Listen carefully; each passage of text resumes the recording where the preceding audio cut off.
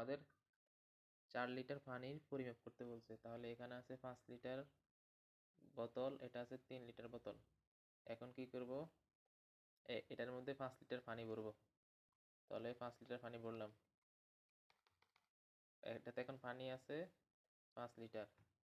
এখন এই 5 লিটার বোতলটা থেকে যেহেতু এটা 3 লিটার বোতল, এটাতে পানি ঢালবো। তাহলে এটা হয়ে গেল, এটা পুরোপুরি ভরাট করে ফেললাম। তাহলে 3 লিটার 3 লিটার পানি পাইলাম। তাহলে এখানে আছে এই বোতলে, এখন এই বোতলে আছে পানি আর 2 লিটার। 3 লিটার যেহেতু ওইটাতে চলে গেছে। এখন কি করব, এই পানি আবার কি করব, এটাতে যে 3 লিটার আসছে ওই 3 লিটার পানি ফেলে দিব। ফেলে দিলে এটা খালি। তাহলে এটাতে আছে, এটা খালি। এখন আবার এটা যেহেতু খালি হয়ে গেছে,